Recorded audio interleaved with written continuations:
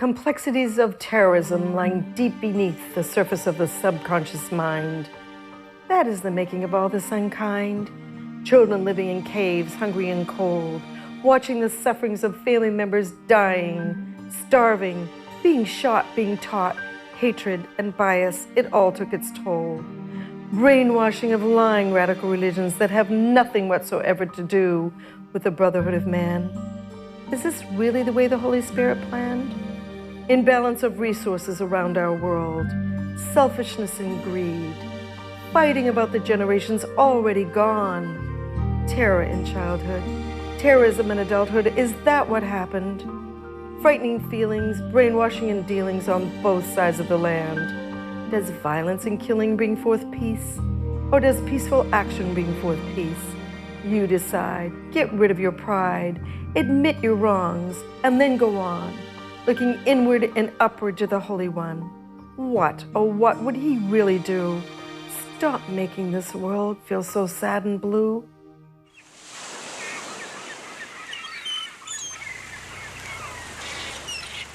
My father was a World War II veteran.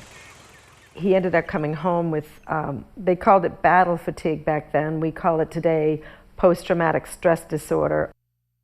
I remember how frightened we were when he would drink and he'd get into these places where he was reenacting some of the war experiences that he had. My mother would take us down into the cellar because he'd come home and really be quite out of touch with reality. And there were nights we spent the night huddled together with her, and it felt like we were in a battle all our own. My mother lost her father when she was 3 years old. He was a World War I veteran, and how many times I saw her so full of grief. This little 3-year-old inside of her had never been allowed to grieve the loss of him. When I was 17, I lost a boyfriend in Vietnam. I met Johnny when I was 12 years old. He was the paper boy, and he never got my name right. He always called me Caroline. I remember my mother coming in to the school. She looked so sad, and I walked over to her, and she said in my ear,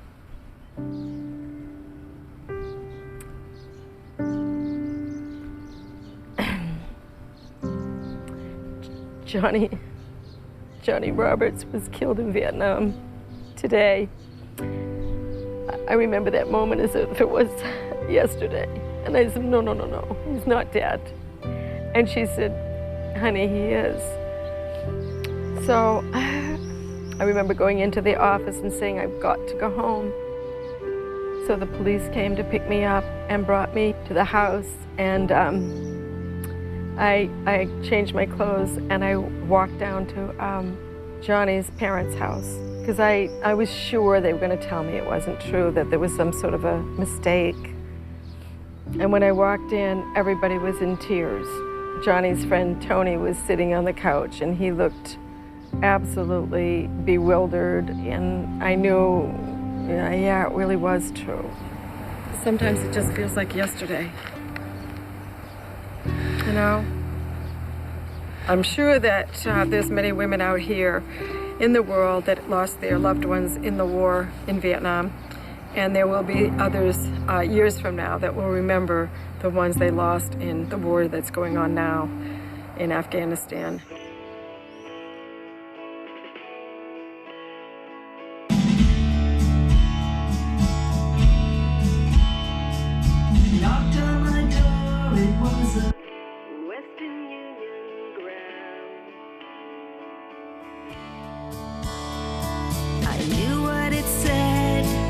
Crumbled it in my hand.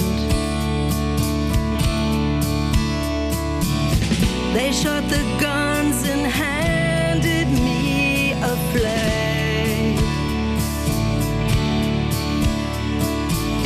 I thought back on all the good times that we had. Why was I so alone? Johnny came home. 39 years after Johnny's death, I learned that Stephen, Johnny's younger brother, was going to a memorial in Washington. And it just happened that I was going to be there at the same time he was going to be.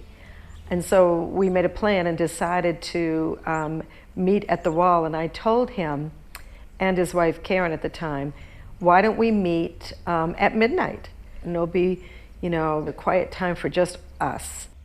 I hadn't seen Stephen in many, many years, so it was very nice to meet up with him again. And what happened is Karen went over to 10 books that were lined up. And there were 58,000 men that had been killed there. And there were 9 books that were closed up, and 1 book was opened up. And Karen looked down, and it was opened up to Johnny's name. Incredible. So we had a very, very teary-eyed memorial. The first memorial we did was there.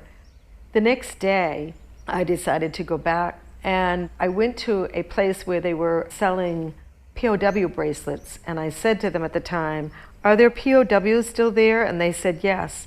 I said, "I want one of those bracelets. How much?" And she said $10.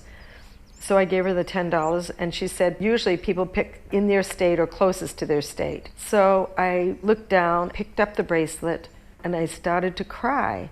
And she said, "What's the matter?" I said, "Well, John's name was John Wayne Roberts. This man's name is John Wayne Lafayette."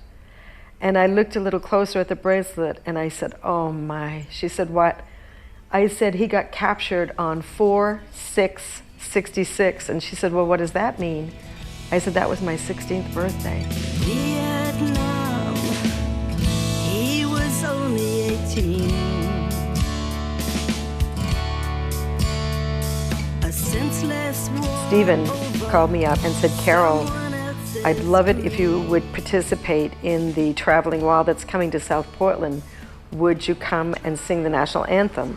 It was a very exciting day for us because the wall was coming up in a gigantic truck, and there was over 500 Rolling Thunder. Most of them were Vietnam vets that were coming up before the wall. I was actually the second person in on the motorcycle with the vice president. At the very beginning of the wall getting assembled, Johnny's mother, Teresa, put her son's Purple Heart in the apex. That was the heartbeat of the wall. And we felt very blessed. All the brave soldiers that took the fall.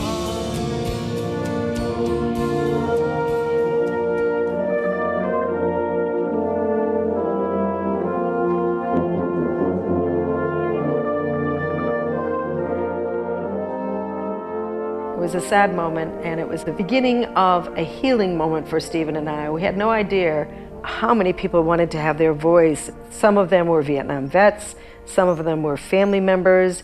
They came to the wall, they cried with us, they laughed with us, told us stories about their loved ones. They told us about themselves and what they've been doing since then. There was so many stories we heard. So it was really good for me, but I also realized I still possessed an awful lot of feelings about that war. A lot of things that I hadn't healed from. And I recognized that there was many people out in the world that hadn't healed as well. I was thrilled when Stephen said to me, "Carol, why don't we take a trip and go to the village where Johnny was killed?" I had all kinds of feelings running through me. And I remember the day that we left, Stevie went to Asia before he went to Vietnam. And so I was to fly over to Vietnam by myself and land in Hanoi. Hanoi, Vietnam. I couldn't even believe that I was doing that. I kept saying to myself, oh my gosh, all through my teenage years, I was frightened of the word Hanoi, and here I was flying into it. I met Stevie there, and then our journey began. What was it for? An economic war to even some score, killing the poor, the women, the children. What was their crime to be set up to make a dime for the leaders, the bleeders? Did they lie to us about the domino effect? Still can't believe it. Americans dead. Flying into north, to a land we tried to destroy. Why did we keep fighting here so long? Most of these people were innocent pawns, which everyone could visit that was here before, to heal their minds of memories of war. Now they're smiling faces in all the old places. Into Hanoi, into Hanoi. Flying into Hanoi, to a land we tried to destroy. Flying into Hanoi,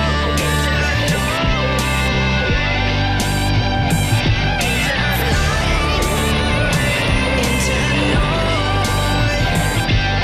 Start putting money in the pockets of the greedy. You can't take it with you to the other side, so let go of it.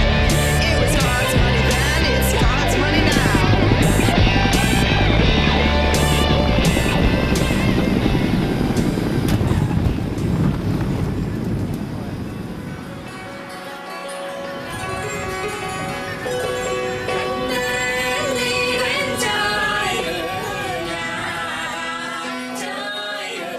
Flying into Hanoi.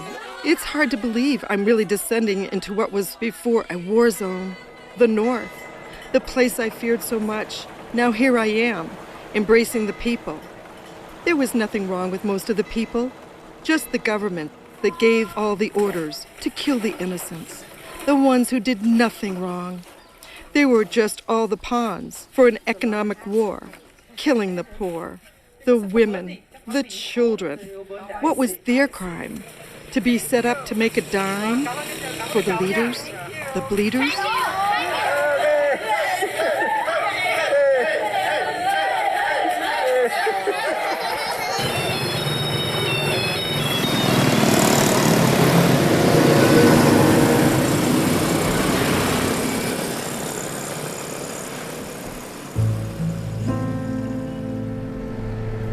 It was a very exciting morning when Stephen and I knew we were going to do a memorial that day.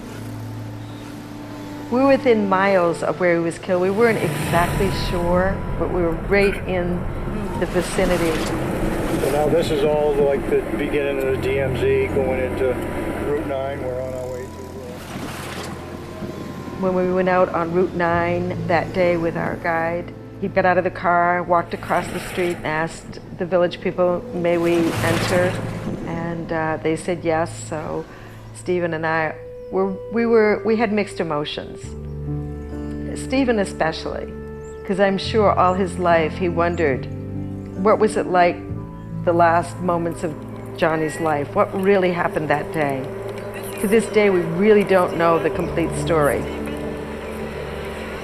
We really don't know what happened. We don't know what happened, we just know that he was shot. 1967? You can translate. It was a very hot day that day, and I had been taking malaria pills, so I wasn't feeling so good. But we started to meet the village people, to interact with them, and to feel so much great energy from them. And they seemed to enjoy us. Of course, we were giving them some $2 bills that we'd brought over, because that was supposed to be good luck for them. And also little trinkets and presents for the children. And I remember at one point, I turned and I saw this young man. He was 12 years old at the time. And I took one look at him and I wondered what happened to him. And someone told me that this little boy had Agent Orange, because the gene had mutated into the next generations, and there were thousands upon thousands of children born with the effects of Agent Orange, which reminded me of my cousin who was on Hamburger Hill that came home and ended up having the 8 pregnancies, and 6 of the babies died, and they were convinced that the Agent Orange that my cousin John had an effect. So I was standing there with this little boy, and I remember I couldn't contain myself. I turned around and started weeping. To this day, the chemicals are still affecting the soil and the vegetation and the people.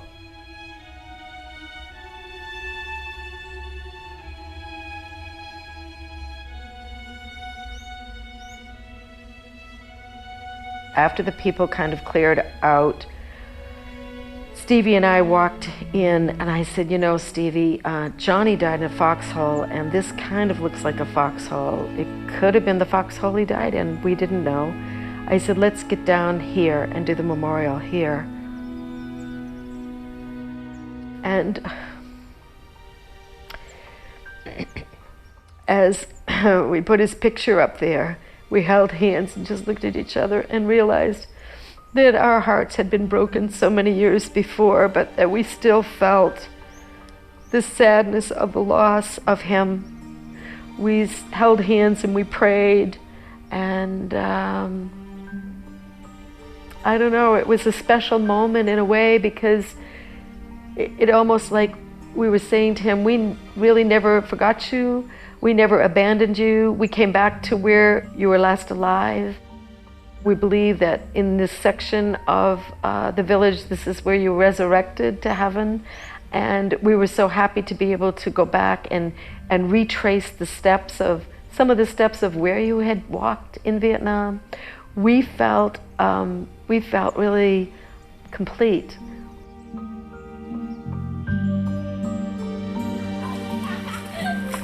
There were days when I didn't get out of bed.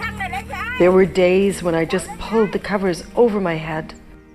There were days when I wished I was dead. Like you, Johnny. No more pain, no more blame, no more war that tore me into the core. Just relief from it all, letting me out from the pain of it all. Then something would happen, like when God sent Douglas to me and our 3 little children to take care of and love. A newness of purpose, a newness of bliss. Loving these new little spirits gave me hope, gave me life once again, even though I never forgot you. I had to go on.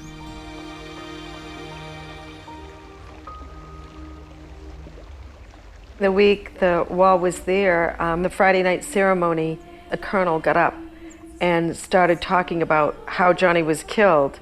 They thought it was the C2 bridge in Vietnam. The colonel claimed that they renamed the bridge Bastard's Bridge. And I remember sitting there saying, what a terrible name that is. I said to myself, boy, I'd like to go back there and rename that bridge Resurrection Bridge. And I did get that chance.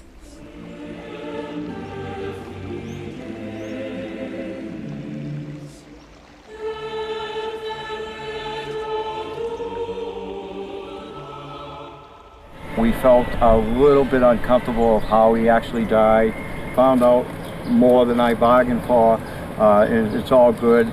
Unfortunate for a lot of people that had POWs and people, other military that died in the Vietnam War that were unable to find out what happened to their loved ones. So I feel very fortunate. The man upstairs has blessed me with that. Of the United States of America, and to the republic for which it stands, one nation, under God, indivisible, with liberty and justice for all. I'm going to be very brief this morning, because truly today's ceremony is about the fallen soldiers we are all honoring, as well as the veterans who are here with us today. I'm truly grateful to every one of you for your service and for your family's service.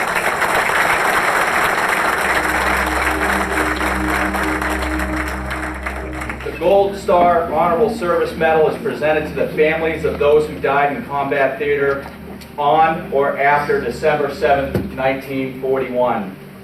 To date, the state of Maine Gold Star Honorable Service Medal has been presented to 288 families of over 3,000 Mainers who have made the ultimate sacrifice in the defense of freedom around the world. John Wayne Roberts, Private First Class, United States Marine Corps, Vietnam, South Portland. Receiving the medal on behalf of the family, John's brother, Steve Roberts. Steve, thank you and your family for your great sacrifice. Appreciate you. I think most people appreciate it. My pleasure.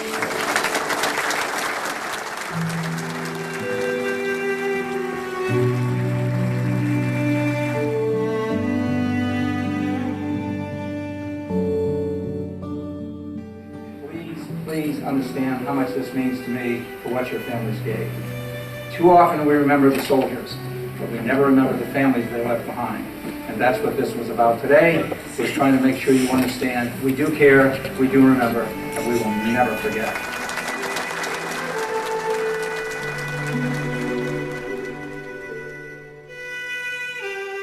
40 years after the fact, and to be able to still get a medal of recognition of what Johnny and the other boys have done is just amazing. And people don't forget after 40 years. A friend of mine went to high school with Johnny, and they used to go and have beers, and they were quarter beers back then. So he lives out in Utah now, and so every time he comes to Maine, Dale Hilton puts a quarter down for the beers that Johnny always bought him way back, for the memories of the quarter beers.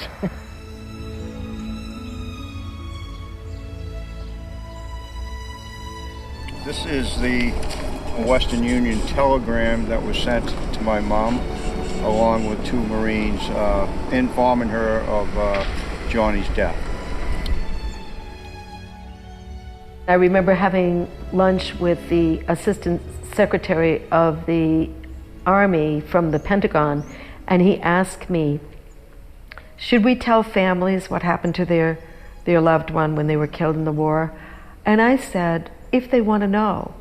And if they don't want to know right off, if they want to know 1 year later, 2 years later, 5 years later, I think it's their right to be able to ask and be told if they want to know.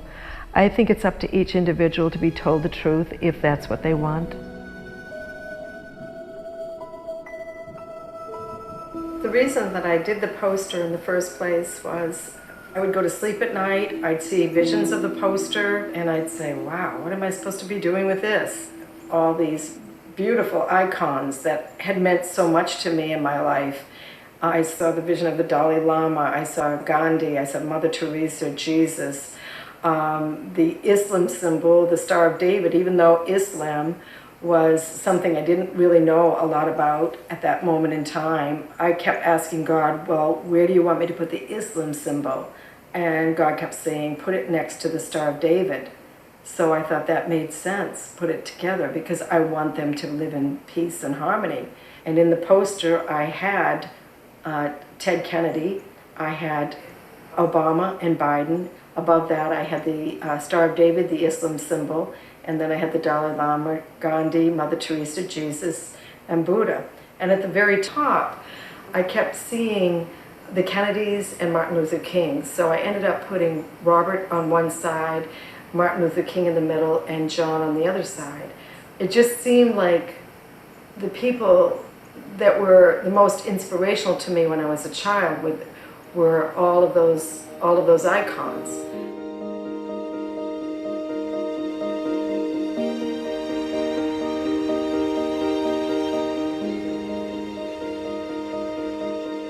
So I came out onto the streets of Boston and started asking, what do you think of the people on this poster? What do you think of the poster? And I realized that 9/11 happened, and then the war started, and it seemed like everybody wasn't able to have their voice. I wanted their voice back. I wanted my voice back. I wanted to now be able to express how I felt about people in war and how the assassinations affected my life personally. And I wanted everybody else to be able to express how war affected them as well. So that's what I did. I took off to the streets and started asking people, what do you think of the war? You know, what do you think the causes are? What do you think the effects are? Poster. Thank you. Sure. Are you making postcards of it? I hope to make stationary postcards, you know, other forms of it. We want a world without terror. And all mankind as one.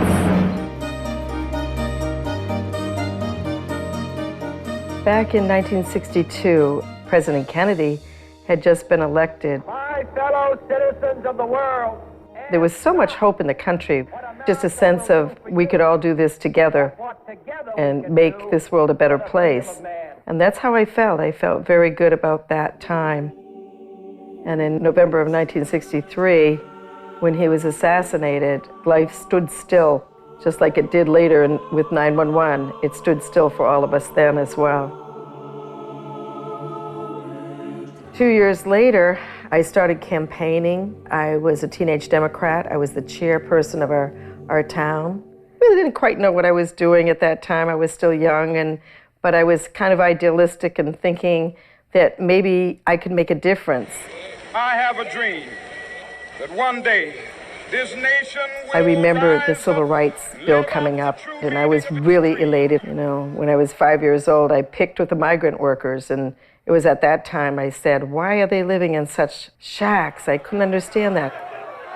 November of 1966 is when Robert Kennedy came to our town. So I went to the gate, and I walked right up to the airplane. Senator Muskie was there, Governor Curtis was there, and all these very important politicians were there. Jerry O'Toole was there. He was the president of the Teenage Democratic Program, who knew that I wasn't supposed to really be there.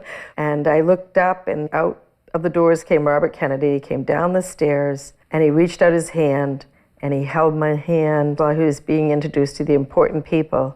When he finally turned and looked at me, I looked at him and I said, I'm only a teenage Democrat. And he laughed. And then my next thought was, I'm going to do something for you someday.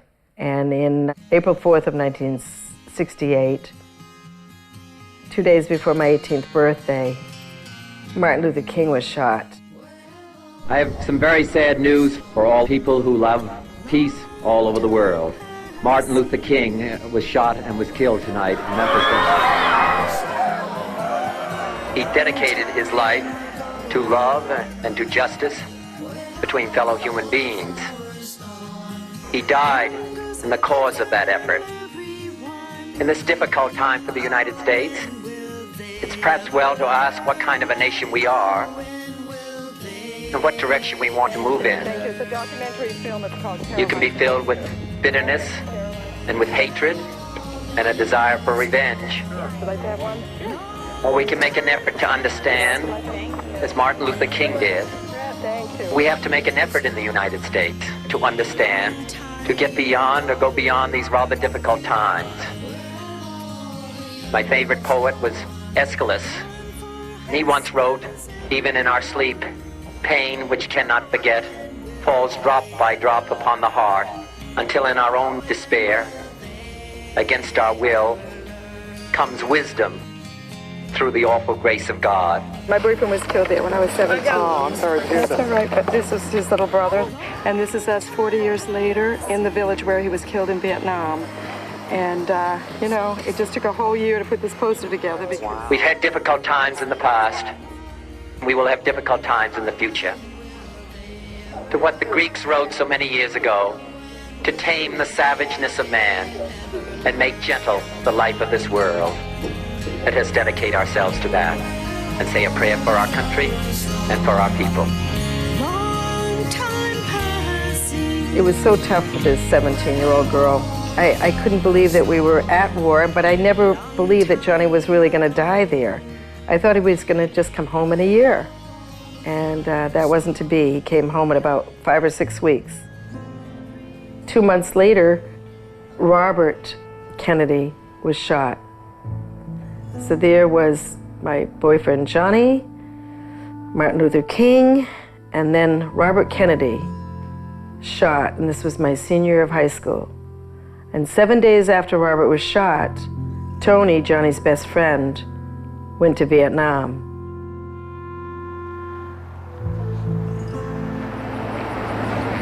About 4.5 years ago, I was in the church in Palm Beach.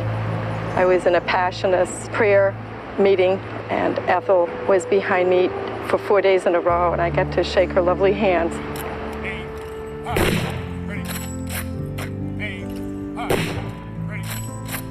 Nick, our brother-in-law, was the one who talked him into joining the Guard, I think. And he liked the flying. I think Nick talked him into going to flight school. He was sent first from the National Guard to OCS. Then he went into flight school. And He was a crackerjack. He did a great job. He went in August of 65, right? Yeah, In August of yeah, 65 and yeah. was shot down April of 66. Yeah, yeah. And Kathy stayed with you, his wife. Yeah. They were newly married. Yeah, 13 basically. months and 3 days. How did you find out? Oh, that day, I was at home with Michael, our youngest son. He had chicken pox or something. And then someone came and rapped on the door, and I opened the door and I saw Chaplin. So I knew right then that something was wrong. And he said, Mrs. Lafayette? And I said, yes, but not the right Mrs. Lafayette. And then I called our neighbor and I said, please warn Kathy and Rowan that something has happened to John and a military chaplain is coming. The last transmission that had come from John was, hurry up, they're all around us. The They're Viet Cong are surrounded, closing in. all around us. And that was it. That was the final. So you waited, and what was the government saying to you? Nothing. We didn't know hardly anything until there was a military historian who lives here in Waterbury, Brian Lindner. And when we had the story in Montpelier, he started researching it, and he's the one that started all these documents from the military coming to us, right? Yep. Yeah. They brought me books of memos and other things of that nature that were relating to John. There were 3 or 4 books, and they were thick. But some of it was blacked out. Yeah. Some of it was blacked out. I don't know that they revealed very much of anything for quite some time. And I'm of the opinion it was more than months. If you were to speak to the world about somebody missing in action like John was, what would you have wanted? Revealing what did happen. Exactly. For closure. And to get on with everything about John that we can take and place it to rest, certainly would be a real big step in the right direction. It's tough on even the ones where the sons come home, but I can't imagine the feeling of where is he? I know. That's got to be as tough can be. And I just wanted to say to you that I was so honored that I picked your brother's bracelet at the Vietnam Wall, and he had the same first 2 names as my boyfriend who was killed. And that it was my birthday that he got missing. There's got to be something incredibly spiritual about that. And I really want to present this bracelet to you, Roland.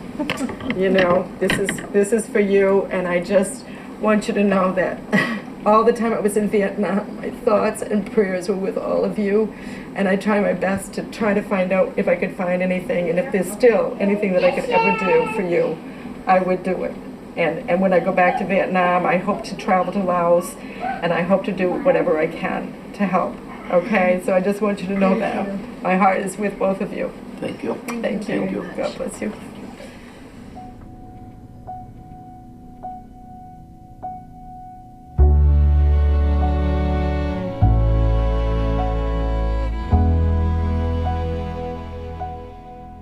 When I did obtain John Wayne Lafayette's bracelet, I felt so, I don't know, I felt like I had a mission.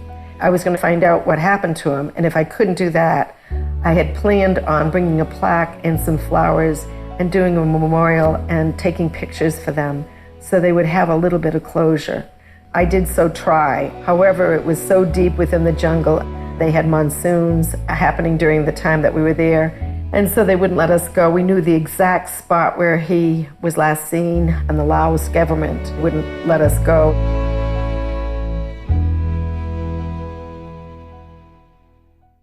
Doug, take 1. That woke me up.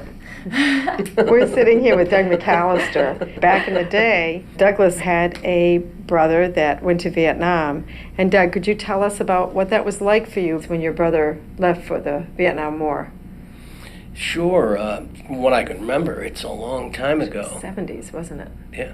Well, no, actually it started in 69. David was over there in 1969, and I was a senior in college. in 1969. And he had been drafted out of college. He was going to agricultural college at the University of Massachusetts.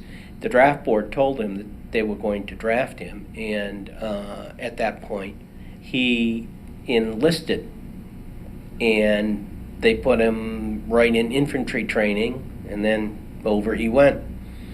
And so that was during my senior year in college, and so I distinctly remember getting a letter from him, you know, on that military paper. They give you free military letter writing paper, you know, big deal.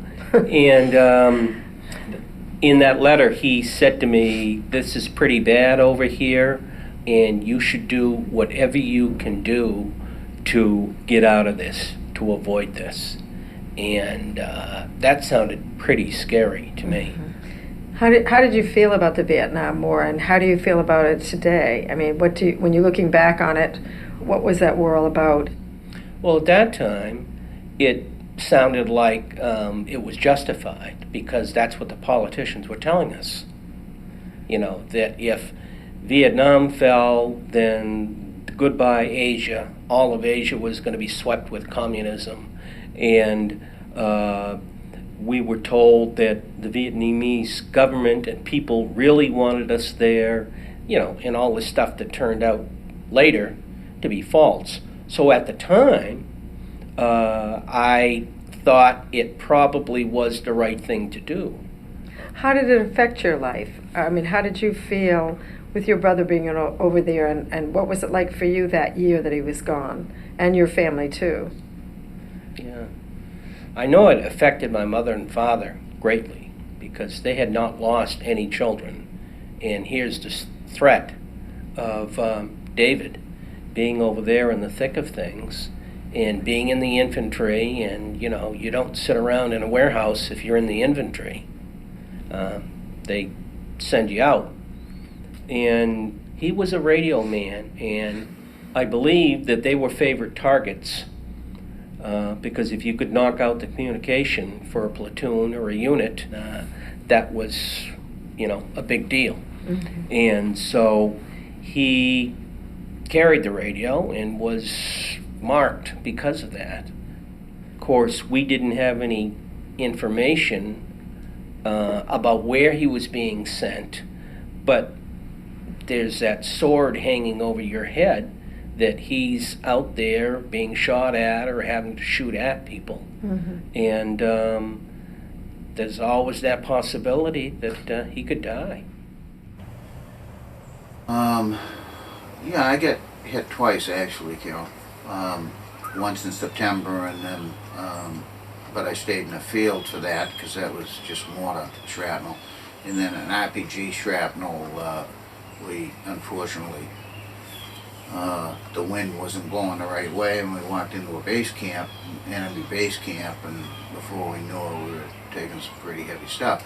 And 5 of us had to be lifted out. And so when that happened, did you think, okay, now I'm going home, or? Oh, no. No, you only, if you got hit bad enough, mm-hmm. you went to Japan. And if see. you went to Japan, you usually then went home. Mm-hmm.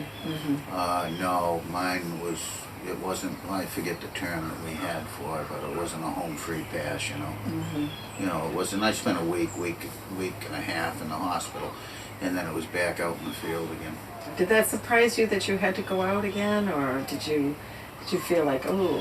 Infantry mm-hmm. is a very valued commodity for mm-hmm. the U.S. military, mm-hmm. and so dwindling numbers is not good for the DOD, Department of Defense, mm-hmm. you know, in infantry. So they send me back out, and yeah, well, they should have. I mean, I still got 8 or 12 pieces in me. You know, they took some out, mm-hmm. but they patch you up and they put you back out there to do your job. Yeah. I don't disagree with that, mm-hmm. because the people who served in Vietnam were infantry. they did most 80% of the dying. Yes, you know? yes they did. Yes, they did. So it, now, what do you think you were there for? What do you think the war was about? Why do you feel that we entered in? It was the Cold War. We were against communism at the time. Right. And we were all ramped up about that. In 58, 59, 60, 10 years before, we had a bomb shelter, a fallout shelter in Carlisle on Kerr Street, you know? And so it was, they were bad people. And they were taking over the world. You know, some of your fellow soldiers, I'm sure that it was a little difficult watching them go because you always get so close. It's not fun. And, you know, war's not pretty. Like I say, you don't want it on your home turf.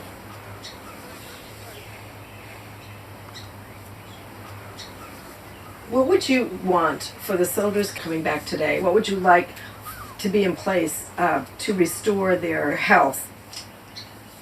The VA's on the right track with the PTSD. They've got some great people in place. They also have some people in place that are idling. So I would like the guys or the VA to get the idlers out of there, you know, therapists out, and get some new ones in, whether it takes more money or not, you know, because these kids are going to have some problems. They really are. They're, I mean, they didn't, you know, they were under different conditions than what we operated under, but they had fear every day. And that's what takes its toll, you know.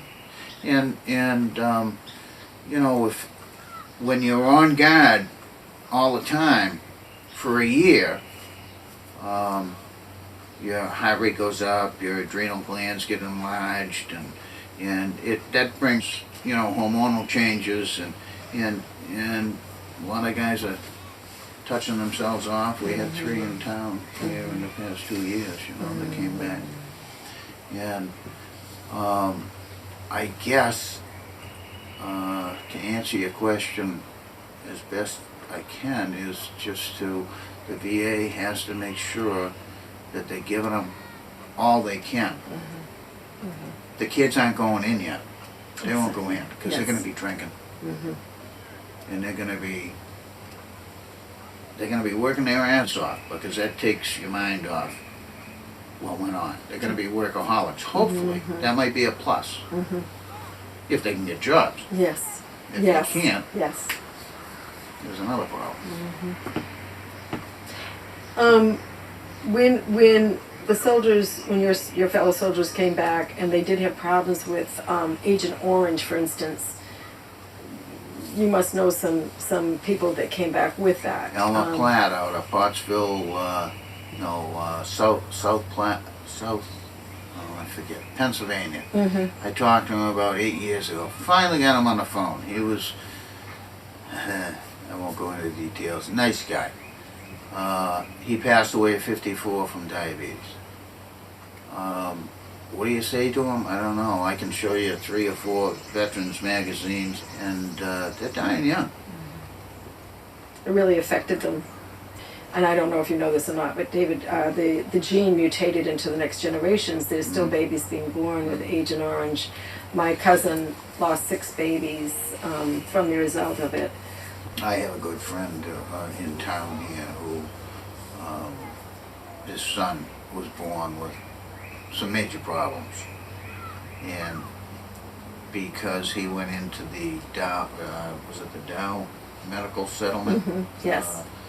Agent Orange settlement, and got, I don't know, like $3 grand back in '78 or something. Gets nothing. I know. You probably, you know, I don't know about you, but I think speaking to the government about, you know, not letting that stuff keep slipping through the cracks, and really giving all the people that are coming back that have anything wrong with them, to help them as much as possible. That's probably what you'd wish as we would, you know. But you know, in wartime, the soldier is, you know, let's raise the flag and blow the trumpet and stuff. Well, after the war's over, he's not needed anymore. So probably, I hope I'm wrong, but I'm not sure whether or not we're going to be as supportive of the returning troops as we should be.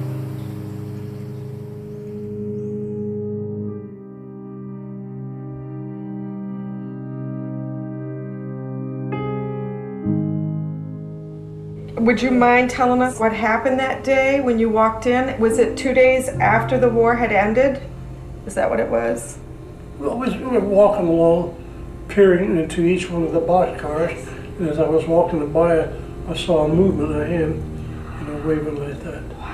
Because I guess he heard voices. He was trying to attract attention. The 42nd Rainbow Division of the U.S. Army marched into the Dachau concentration camp to liberate the camp, to stop the killing, and they found all of these prisoners had been gassed and thrown into the boxcars that you can see in the photo there. So then what did you do? I called my commanding officer, who was just a few feet away from me. He'd already passed it. And I called him over and I said, "Hey, Colonel, we got a live one here." And so he came over and, excuse me, he came over and he jumped into that boxcar and picked up the prisoner, and then he walked over and handed him to you. Handed him to me, and the prisoner looked at me and he asked me, Fry, he's asked me, "Am I free?" I said, "Yeah, you're free." Oh, wow.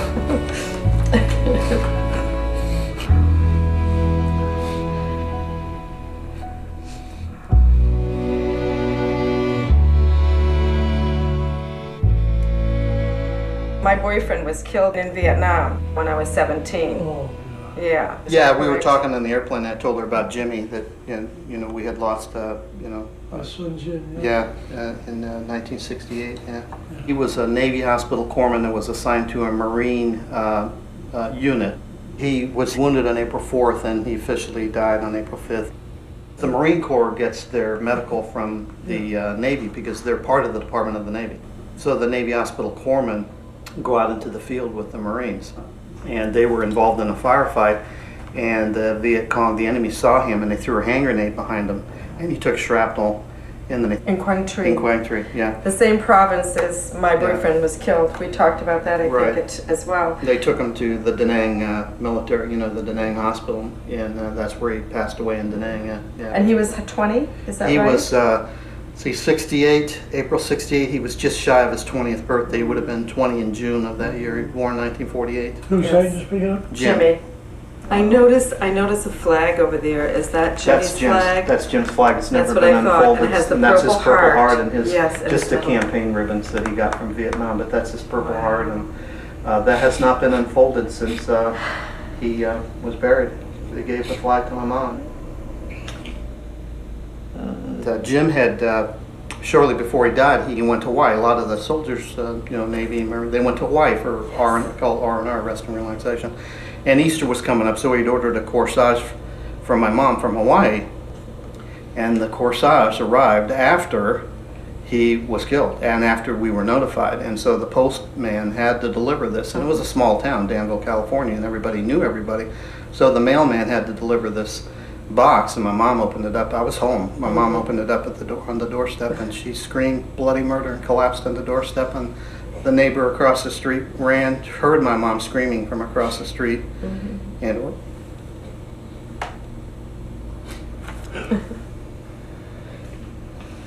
she ran to get my mom. She collapsed on the porch.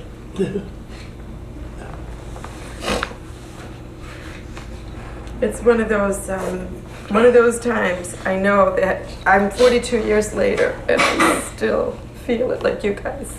It could be like it was yesterday that I got my news. So one of the things that I think that's very important to me is to let the world realize that how people feel affected even years later by somebody that we lose.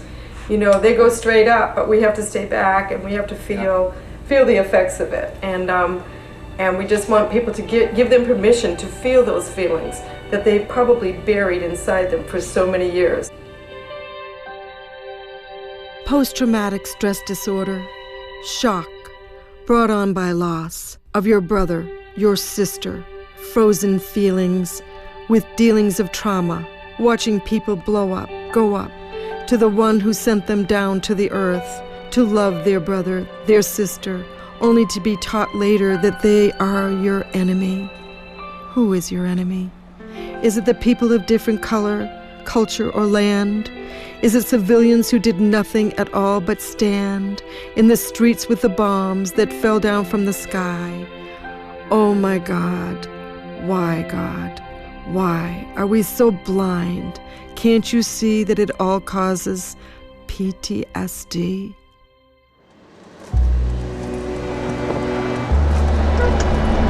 Before, only one route, from north to the south and south to the north. We call it Route 9. They call it Highway number 1. We're going to Route 1, number 1, to Hazon Village. We're so grateful that we can come back and honor what you did and other soldiers did in Vietnam, and we just hope and pray to God that not only the soldiers that died here will not die in vain, that they'll always be remembered as very special to their families and to their friends, and that we hope and pray to God that the war in the Middle East will stop soon, and that we'll all live in peace and harmony as God would want us to. I'm glad to see you. Thank you. I'm glad to see you.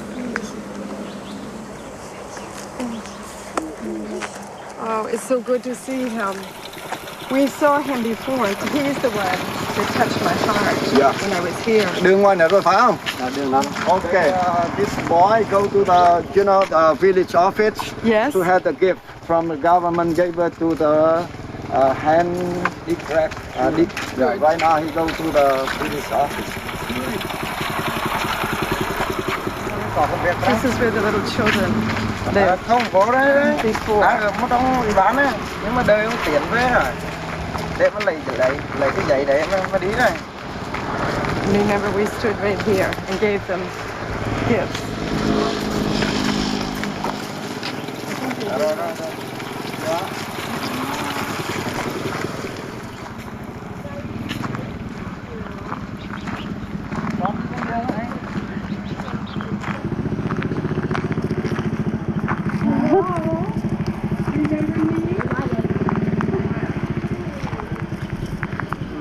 I'm so happy to see you again. It's nice to see you. It's nice to see you again. It's nice to see you. Tell the chief we so appreciate his hospitality. Cảm ơn rất nhiều anh Vinh à. Cảm ơn rất nhiều. We thank you very much. It meant an awful lot to me. Nói với ba là cô là có điều gì đó thì như Hải Sơn thì cần có thì quan tâm giúp đỡ hỗ trợ gì thì Hải Sơn. Please, and look after Hai Sơn village. Yes. Because they need the help. Yes, we will. Cô sẽ làm những việc đó. We promise to. Can't help everybody, but we sure can help Hazon Village. You know what? This made my whole, I have to say my whole year to do this. This was the best. Thank you, Tung. Remember to Steve back home to make the worship table for John. Yes. He loved John. Yeah, he sure did love John, and understandably so. John was a very special spirit. Yes. One that could make me laugh, I can tell you, even if I felt sad. And I've always missed him.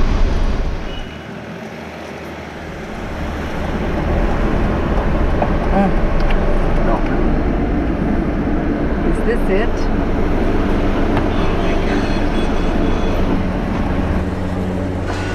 The people escaped from this village, but on the way they got ambushed by both sides because they didn't know who was who.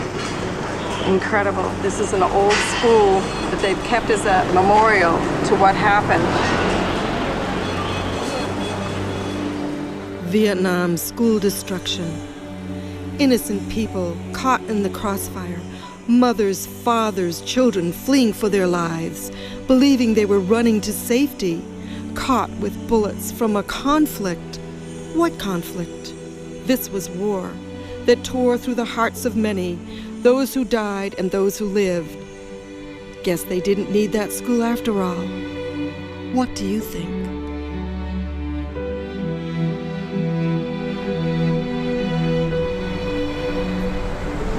You know, have to hear the bombs going off outside and what it's like right now in other parts of the world when children have to go to sleep at night and hear the sounds of bombs and not feel like they're safe.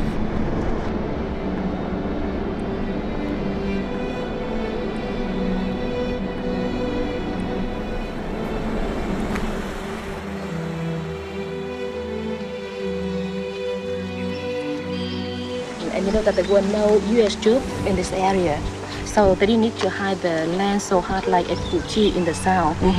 So they could move them to bomb craters, and at night they could move them to the ocean, to the sea there, just at night. You know that there are 3 levels in the tunnels: 12 meters deep, 15 meters deep, and 23 meters deep.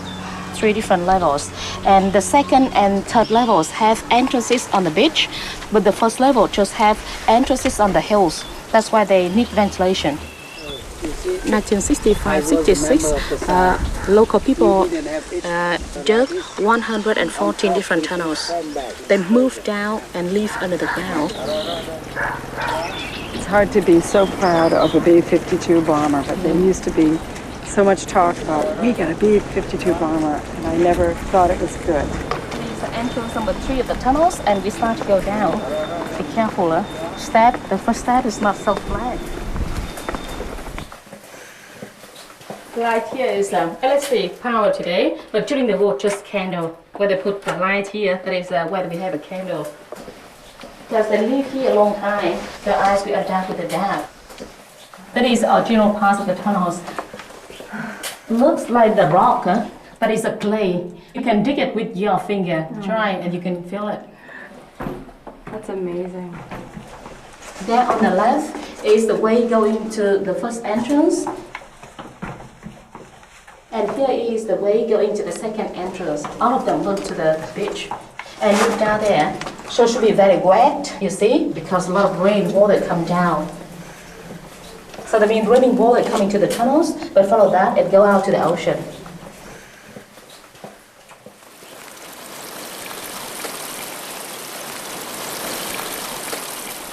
So the mean here now here, 15 meters deep. This is one of the family room. Narrow like that, and you 3 of them stay here for a long time, just enough for a bamboo bag. See? Yeah. 2 years ago when I was in these tunnels, it was a desire of my heart to interview those babies that were born in the tunnels. I can't tell you how touched I am that they are willing to do this for us. Are they married? Are the parents still living? I know the parents, man, still living there, so they have been in the tunnels. Good. Hello. Hello. Đây là bà Carol. Her name is Hương. H-A-H-U-O-N-G. Hương, that means rose. And her name is Thanh. When I came first time, I said, I wish I could meet the babies that were born in the tunnel, and now I meet you, and I'm very happy for this day.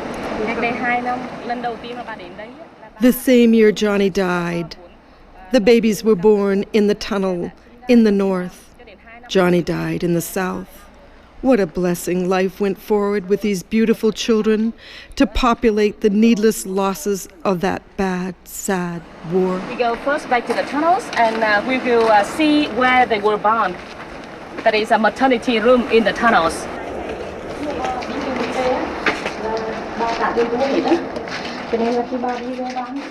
Bombs, our bombs, their bombs, falling from the sky. The children playing in the sun were rushed to the places underground to hide from all the terror. Babies born inside this place What a place to start your life, inside a dark, dreary tunnel, with bombs bursting all around. What a terrible way to come into life with so much strife. He was born on September the 9th, 1967. Anh chị?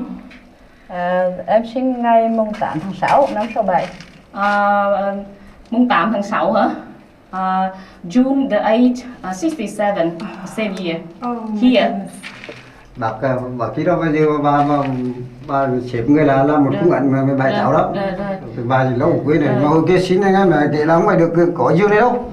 Rồi dưới trại một lớp loài chuối và chỉ có một chiếc mũ thôi, chiếc trên trấn nó ngoài chiếc này rất khổ mà đấy là họ làm tượng trưng có năm sau cái trồng trái hồi kia là năm xả dưới nước. And you know that when they come back, they said that tunnel is a very good place to play, And then he said that when he was born, her mother said that they didn't have a bamboo bed like this, but just a mat and covered with some banana leaves. Wow, you were born on the banana leaves. Does he like bananas? They have banana plant around their houses. Oh my God.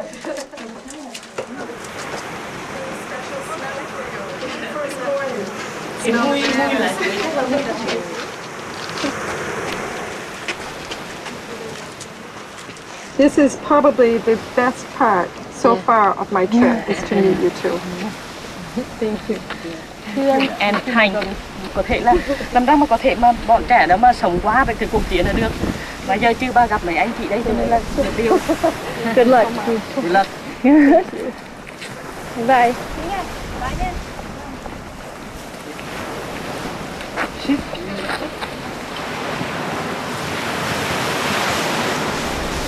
These children were so resilient that they felt it was a game because they knew no other way. It's better for children. And I think that's what people really need to understand, that the war is horrible, and that we really, those of us who, talk about it, film about it, write about it, we definitely wanted to, people to understand how it is, because if you're in your little house, your nice little car, your nice little job, you don't see. And even though I find that what I'm doing is difficult, I feel that I was called out to do it for some reason, to bring to the light that this is not, the darkness isn't the way to go. The light is the way to go, and it just proves it every place I go. It just feels like on the day of my boyfriend's anniversary of his death 42 years ago, I get to meet these children from North Vietnam that were actually born in a tunnel and survived. And I mean, to me, that is an amazing landmark. That makes me happy. Makes me happy. Today in Vietnam, we compare Jack Bridge as symbol of the Ho Chi Minh Trail system in Vietnam. So there is a formal trails there, and before it just a narrow dust road covered high trees. Wow. What happened during that battle, and how long did it last? I think 3 days. But they come here and located on the hills just after the Tet Offensive. Because after the Tet Offensive, you say they knew well that the Ho Chi Minh Trails in Laos is very important for the north. It's 937 meters altitude. That is the main reason why they located here at the Hamburger Hills. From here, they could control Laos border, the Ho Chi Minh Trails in Laos, the Ho Chi Minh Trail in west of Quang Tri province or Thừa Thiên Huế province, and then they could control and stop them. There was 10,000 in the whole area, and 700 survived that. Is that what this? That's the number we get from books, yeah. But in fact, none of them come back, and we don't know how many people killed, how many were still survivors. But the number is hundreds and hundreds, a lot of them killed around here. That's why I think that's why they call it the Hamburger Hills. In the Hamburger Hills area, on the top of the Hamburger Hills is after two other hills, and that is, you can see the bottom of those three hills there. That day, there had been such a storm that a lot of the trees had fallen down in front of the path, but we were determined to do what we had set out to do, and so we ended up climbing 853 steps up the side of the mountain. My intent was to remember everyone who was lost in that battle, not only on our side, but the other side too. We knew who was lost in that battle because of the dog tags. The Vietnamese people didn't have dog tags, so many of them, you know, they just disappeared on their families and never were found again.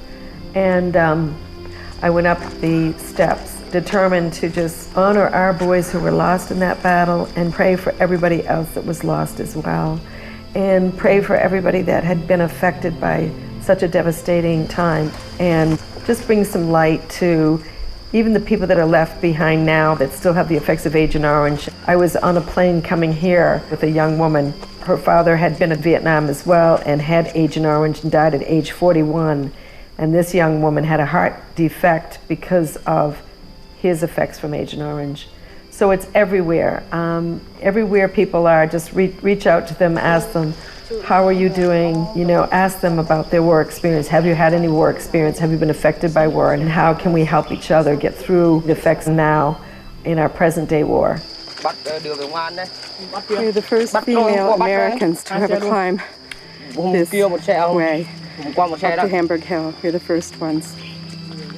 Don't let my tax dollars pay for bullets. It's not my idea for war to go on. It almost destroyed me when I was young, from the effects of losing my soldier. I'm sure I'm not alone in my plight to end this horrible fight. Don't let my tax dollars pay for bullets. It's a crime. The government insists you believe, puts fear in your mind to make you all go blind. It's a game you'll never win, a game that has been played out again and again. Don't let my tax dollars pay for bullets. It wasn't my idea to go to war. Was it yours?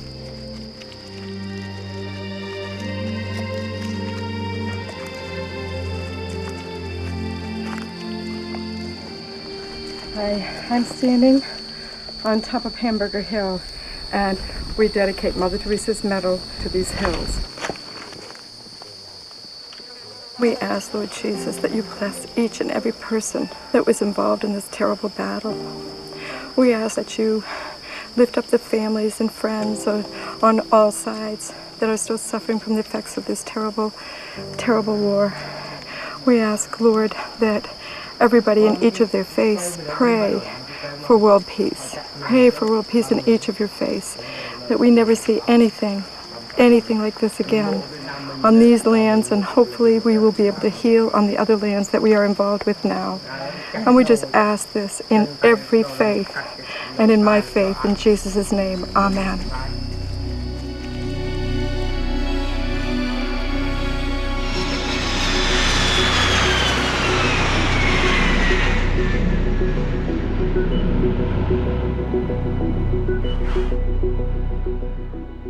After going to Vietnam, I wanted to have a deeper understanding into other cultures and how it worked, and get close to some of the people from different faiths.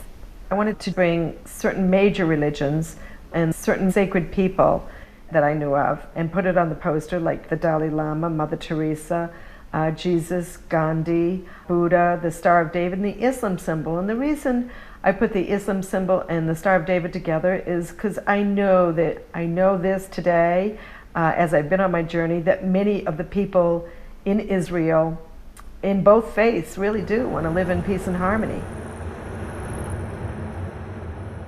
This community was founded back in 1972. Originally, it's the idea of a man by the name of Bruno Hussar. He started as soon as he came to Jerusalem to organize different seminars and meetings between Jews, Christians, and Muslims. He left behind him a small book where he believed that we are all the sons of Abraham and we should learn to live together, to share this land together. Whenever there are conflicts, whether they are between nations or between individuals within even the same house, our nature is always to put the blame on the other. You know, I'm okay, he is not okay, she is not okay. So when every individual begins to believe that we are all part of it. Yes. Okay. So when you begin to believe that you also have responsibility to this reality, to this moment, and to check yourself, what can you do to change it, okay, instead of always blaming the others. So you start thinking about maybe a community, a place where they live together, work together, bring up their kids together. Today there are 60 families living here, half Jewish, half Arab. The Arab families could either be Muslims or Christians. So we are 3 communities living here together. What is common between all those who joined the community, even until this day, we still take new families. It is the awareness about the others as equals, the willingness to give their kids a different chance, which they call more realistic, to help them grow up with the kids of the other communities. A natural thing happened here in '85. There were already about 20 kids living here with their parents. So it was decided to open a school for our kids. It's elementary until 6th grade, including nursery and kindergarten. So this was the first school to be ever opened in this country on such basis of teaching both in Arabic and in Hebrew. So the staff of teachers is both Arab and Jewish. So the way it is, it reflects more the reality in the country, the diversity. The whole idea is here to find the common between us, not to find what separates us, okay? I am very happy myself, as well as I think everybody else, to have given the chance for my 2 kids to grow up here in this community. Sometimes you think that joining this community, being a Jewish or being an Arab, so like you are with your team against the other team, but the facts of life here are much more complicated. We go through discussions and arguments, and at some point we have to vote and to decide about that specific subject, which way to deal with it. So when you raise your finger to say yes or against, you realize that there are others from the 2 sides are on your side and others are on the other side. So we begin to develop your humanity much faster, I think. Whether you are Jewish or Palestinian, I think identities take a lower place on the ladder, and instead on the higher level, it is the spiritual, the human connection that takes place. We have taken this around the world. Great.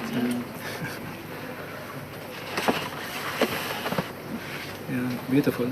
I want you to have that. Pray and eat your face for world peace. I will put it on the wall inside. Okay. Yeah. Sisters on the wall. Beautiful.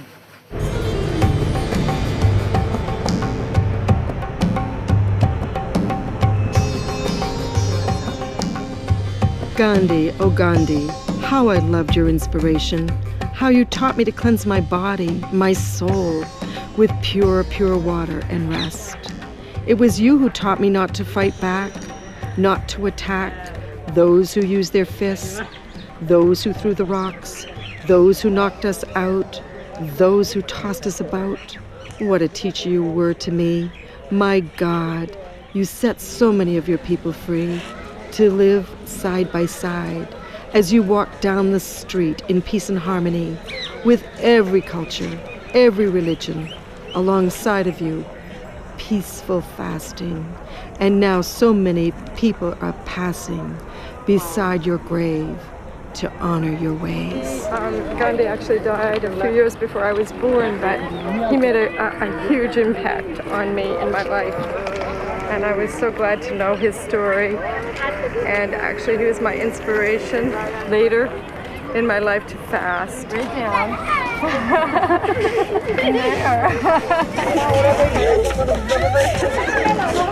That was beautiful. Excuse me, one photo. Yes. One photo. Have a photo.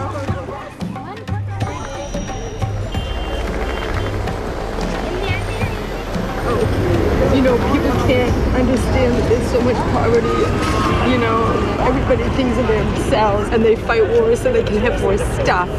They can have some more bigger houses, and they can have bigger cars, and they can have more beautiful clothes and all this stupid stuff that means nothing.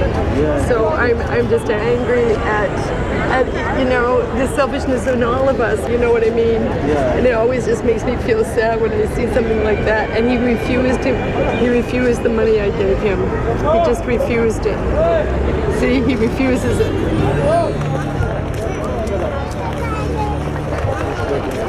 Because every time we are fighting in Middle East, that's for oil. What will oil give you? Not peace and harmony inside. I know. You are fighting all the battles, taking all the lives, just for the mere business attitude of yours? I know. Well, let me tell you something.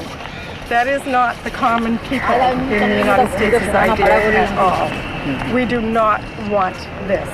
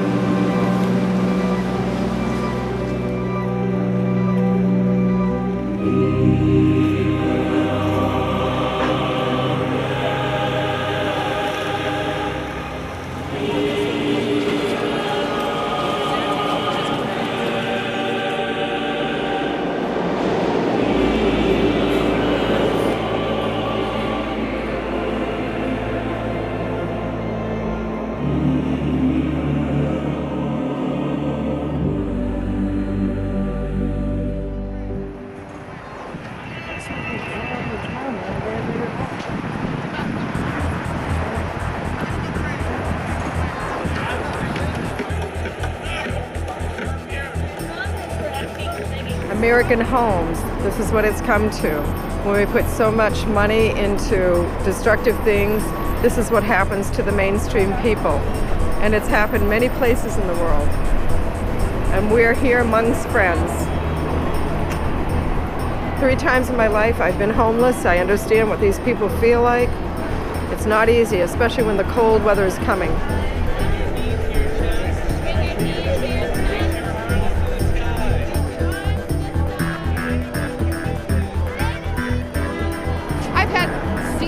Jobs in government, corporate America, and I can't get work. And it's like, you know what?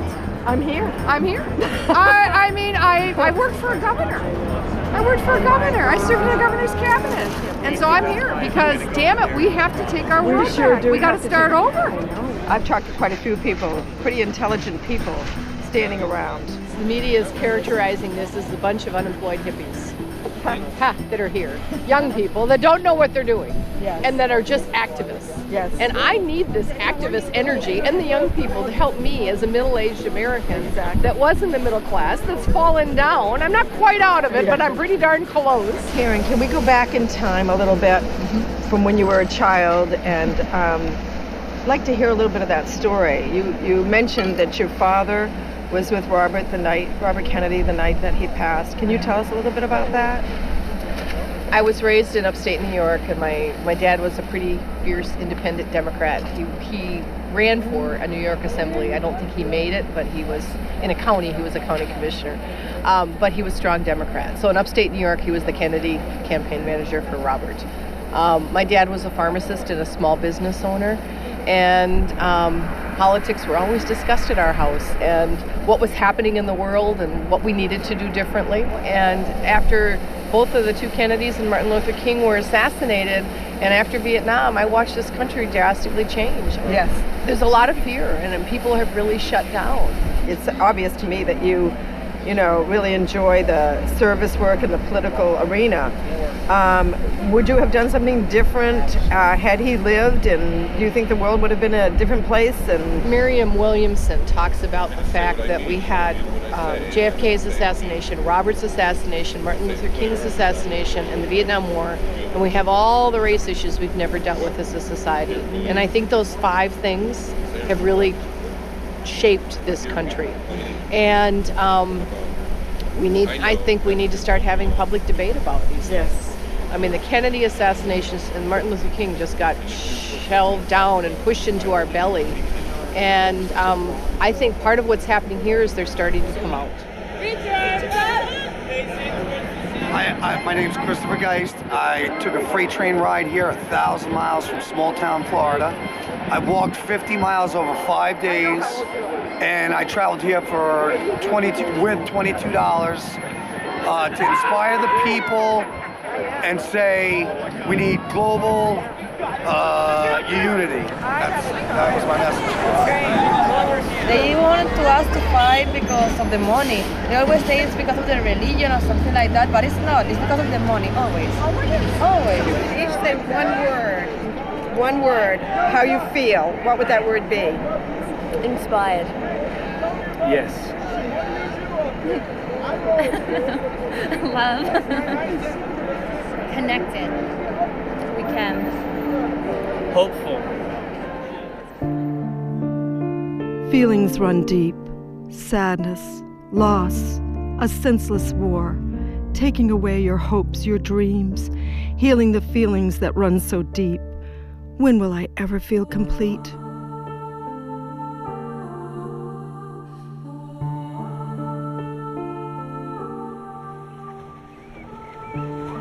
I'm with Douglas Howell, a very good friend.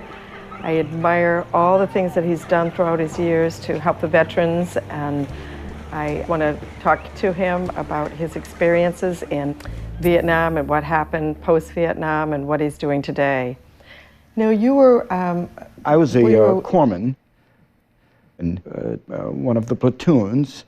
Each Marine Corps platoon has 2 corpsmen, so the 2 of us were charged with the health and welfare of 190 Marines. That was quite a responsibility that you had on your shoulders. You know, when you're 18 and 19 years old, sometimes you don't understand the depth of your responsibility until things happen. You went through quite a battle at one point, and that was quite difficult, wasn't it?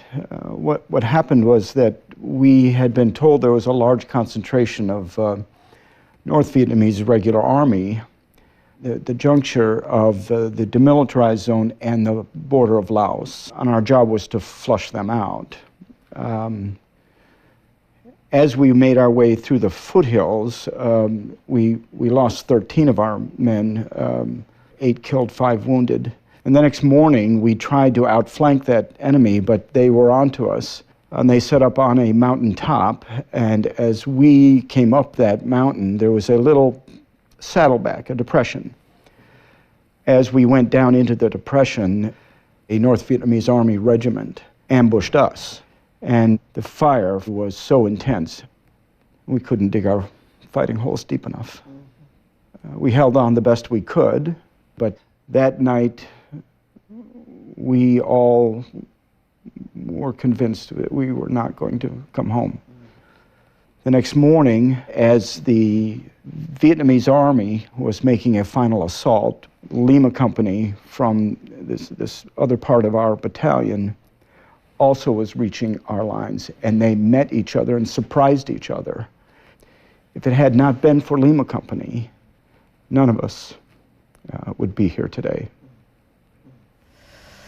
Shocking, I would say, more than shocking. You know, there's a lot of mixed up emotions that go along with coming back out of something like that. You know, why did you survive? Everybody else didn't, and yet you have to come back.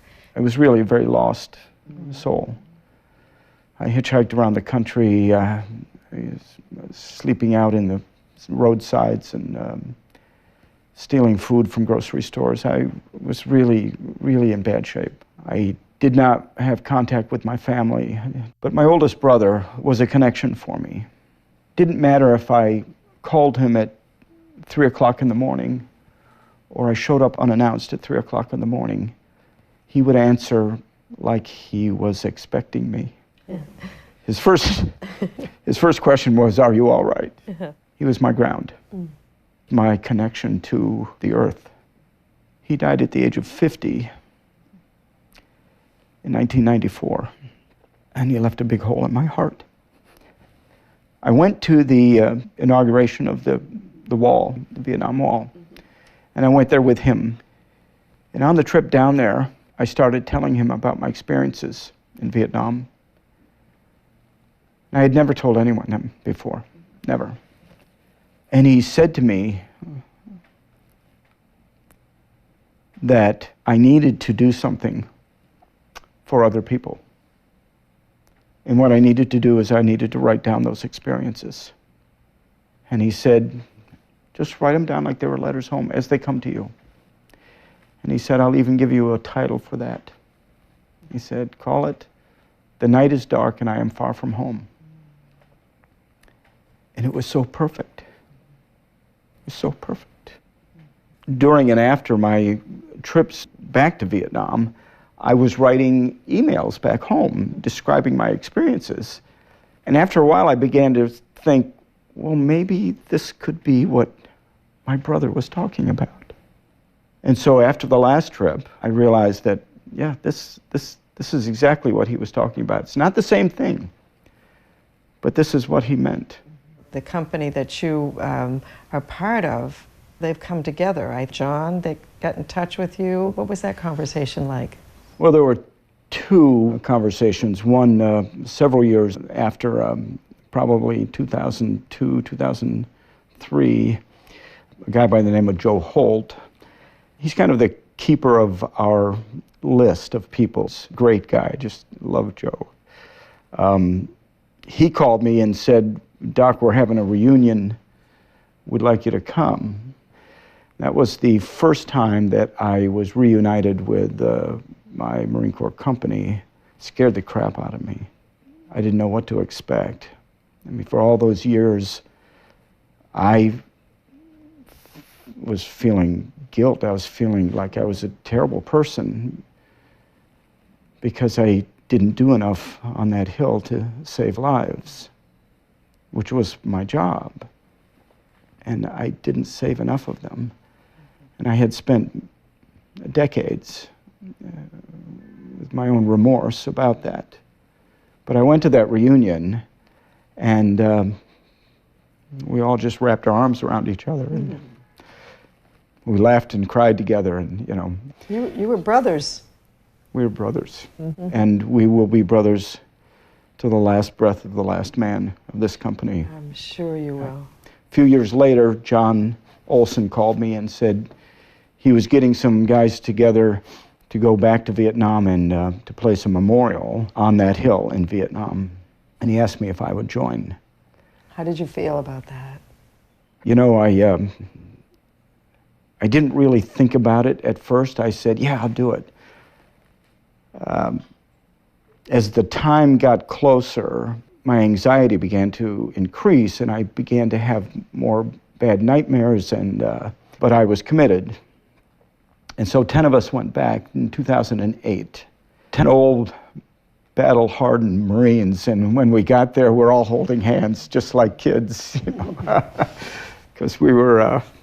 well, the last time you were together, you were kids, kind of. You weren't that old. You know, that's a wonderful point. We were still kids. Yes. And all we had was each other.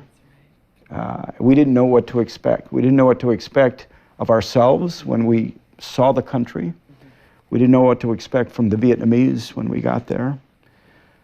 So there was a lot of anxiety about going back that first time. We were not able to find our hilltop. It is in a very remote area in the mountains, near the border of Laos, and we were not able to find it. And we also realized we were not fully prepared. You know, 40 years didn't make us any younger or stronger, and didn't make those hills easier to climb. Right. You know. Yeah. It isn't easy when you're older like that. Yeah. Right. But it was a remarkable experience. Even at that point, my first feeling was that it didn't matter that we didn't find the hill. You know, we touched the earth. We put our boots on the earth. We made the attempt. We went back there for our brothers. And we got much more out of it than we thought we would. And when you met together and you did do that climb, you could see the hill from where you were. Is that correct? We thought we were about 3 miles from the stream bed, which was right near the base of our Hill 362, where the majority of the company was killed or wounded. So we thought we were close, but it was obvious that it was taking us too long. And some of the guys were not in the physical shape enough to do it. And we realized that probably the safest thing for us to do is just turn around and go back and not have any casualties. The second trip over, I went back with Michael Carey. Major Carey was a platoon leader back in 1966, and he was on that hill with us. And he was with us in 2008 when we made that attempt. Well, the very next year, 2009, he and I decided to go back. We wanted to find that hilltop to place those memorials. We thought we had found the top of Hill 362. And on the first day climbing, Major Carey was injured and was not able to continue. So I went up alone with the two guides, the two Vietnamese guides, and buried the memorials there. Truly a watershed moment in my life. We were on top of this hill with vines and jungle, and you know, it's all complete open and yet confining at the same time. And as I was digging this hole, I got the sense that it was a very crowded hilltop. I was not alone. I felt really inadequate to do the job, and yet it was left to me. Great deal of emotion that I had trouble identifying in myself. That why would it be me after all these years of so much guilt? You know, Doug, I've come to recognize that so much of my feelings of guilt have been false guilt, and also the remorse and false responsibilities that I took on my shoulders, that I know that I didn't cause war. But when Johnny died, I felt guilty. I thought I could have saved him, and I don't know how I thought I could have saved him, but I felt a lot of guilt, and it took me a lot of years to realize that it was false and that I took on way more than my fair share for the responsibility of that war or any other war, you know. Same with my dad. He was affected by World War II, and I really was convinced somehow I was going to turn it all around for him, you know. I think that is something that that is most difficult for people to understand. The guilt is not a clean box of guilt. The guilt is that because I was not brave enough to do more, I must have been a coward of some sort. The guilt has much more to do with the associations that you could not help your brothers, as much as it is, why did they die and I didn't? It is a very complex guilt. And because of that, it erodes the foundation of your ego. It erodes that part of your life so that you become very uncomfortable with yourself. What we're learning today about PTSD is it's finally learning. You know, back in my day, there was almost no program, and it was never offered. And the psychology, the psyche of the American populace was such that they weren't very enamored of our returning military. So many of us were ashamed, or at least we didn't talk about it unless we were with each other. But today there are hundreds of programs, and we're learning a lot about the nuances of PTSD and how they affect people. A person is not going to be helped until that person is ready to be helped. Exactly. But until that person figures out a way that they can be okay inside of themselves,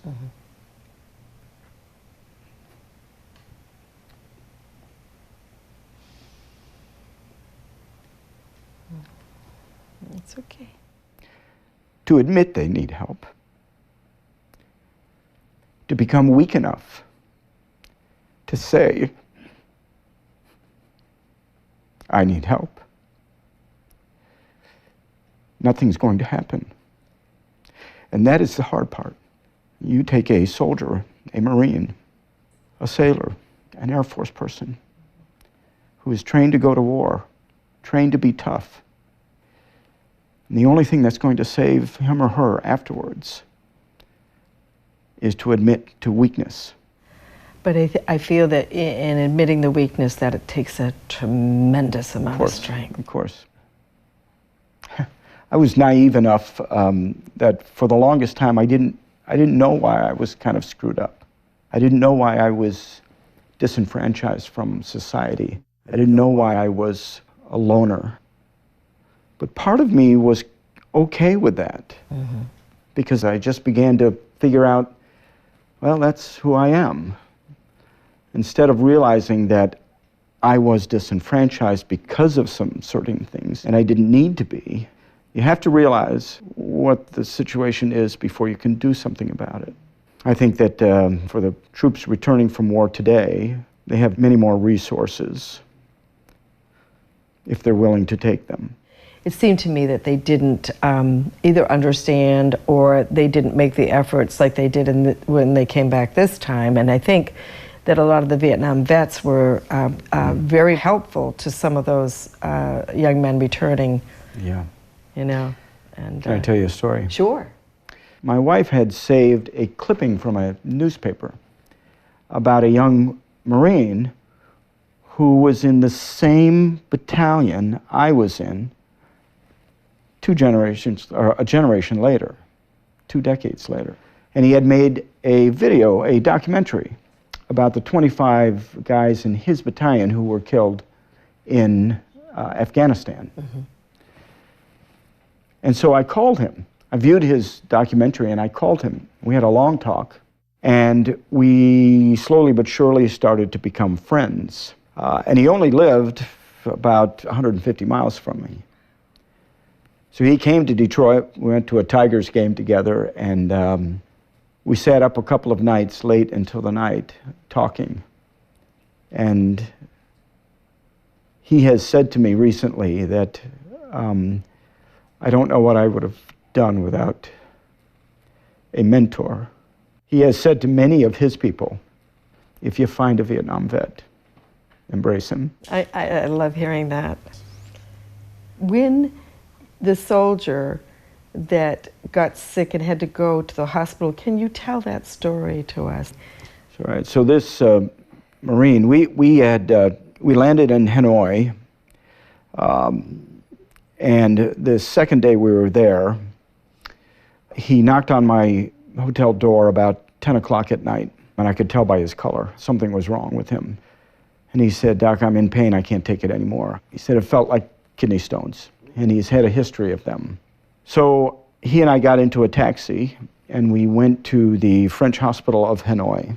And we walked into the lobby there and went up to the counter, and I said to the gentleman at the counter, "My friend here is very sick. He needs to see a doctor right away." And the doctor that night, on Friday night, asked me what we were doing in Vietnam. And I told him we were a bunch of Marines, we were here at the Vietnam War, and we came back to lay some memorials for our brothers that were killed.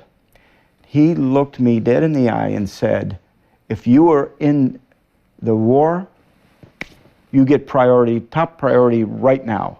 You could have knocked me over with a feather." Are you kidding me?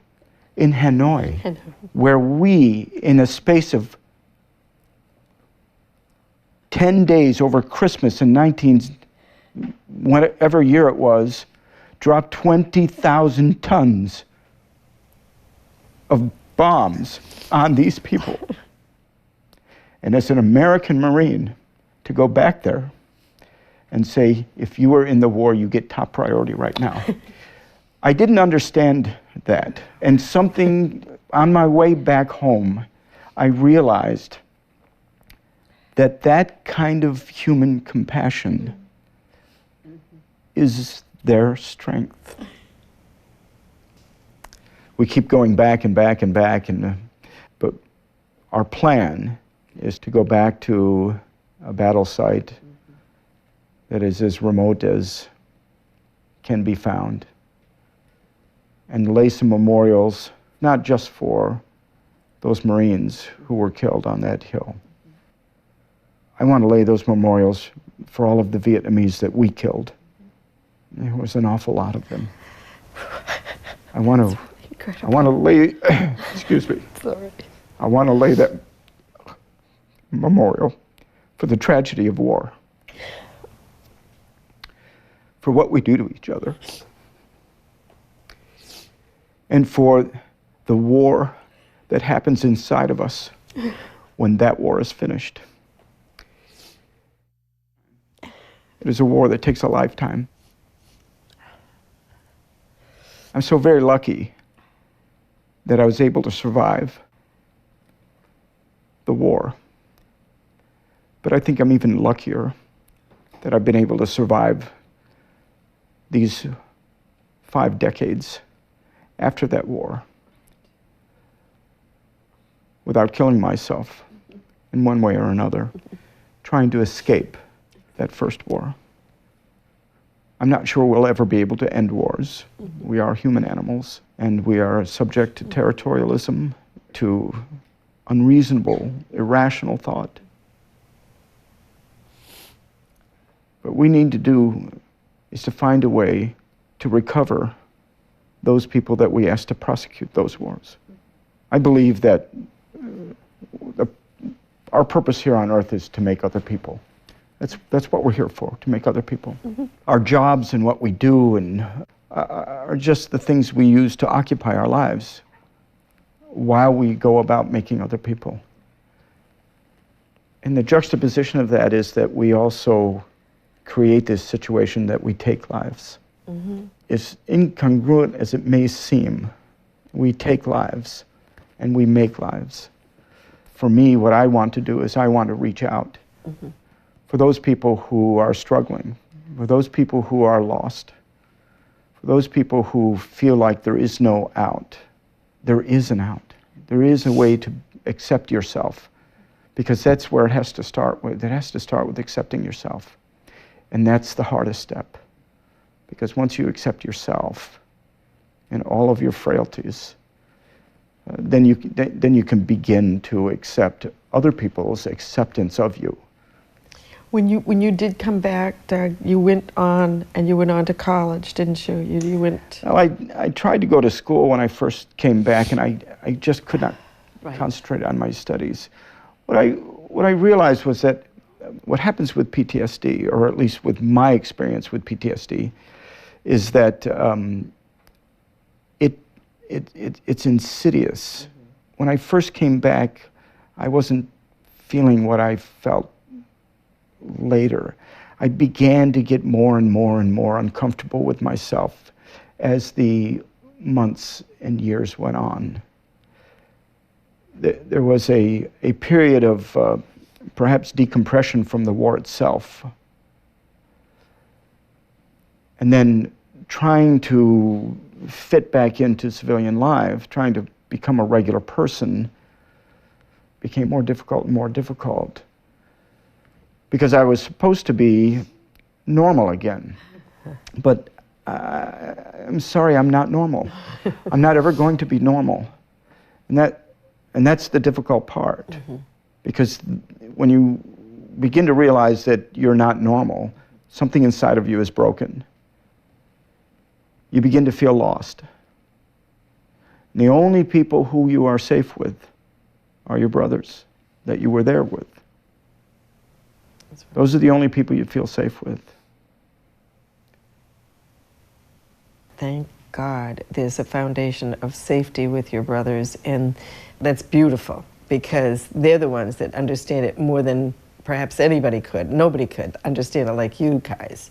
My brother-in-law, David, does that. He gets together with some of the members that were over in Vietnam with him, and I think it's a fabulous thing. I also think what's good is that maybe the wives and the family members get together and talk and heal whatever wounds that they might have from the effects of war, and I think that's a real important aspect as well. That's an incredibly important, because those women live with us. Yeah. You know, a few years ago, we went to a movie about Vietnam veterans in Michigan. There were a lot of veterans at this place, and at the end of it, we were coming home, and Colette said to me, she said, "You know what I've noticed? When Vietnam veterans together, it doesn't matter if there's 2 of you or 2,000 of you, it's family. You are family immediately." And she says, "You talk to each other. You don't talk to me. You don't talk to your kids. You don't talk to anybody else. But you guys talk to each other, and you never met each other before." And I think that's part of what I spoke to. Yes. We feel safe with those people who kept us safe in the worst times of our lives. Exactly. Because really, you're not trying to leave them out. I know that my mother, a lot of the times would feel so totally left out of my dad's war experience. So I think that groups for families of the vet, it would be so useful for them to understand certain parts that you can't enter in, and it's not that because you don't love them, it's just a private place that probably no one else can really quite get it except for your fellow veterans that you've gone over there with. You know what I mean? I would have loved to have had a group for my mom and say, Mom, look at this, there's a group here, there's other women that are going through what you're going through. Sure. And it's not your job to fix for daddy, or it's not your job to fix anybody. It's your job to feel good inside of you, and it will be very useful and helpful to any, your husband or your veteran, and for a child coming up through what I came up through. Why is daddy so sullen? Why is he moving away from us? Why is he doing this? Because you do think it's you, and it's not. And I think those kind of talks with the families and the children of veterans, it would help so much for them to know. It doesn't have a thing to do with you. You are loved by daddy.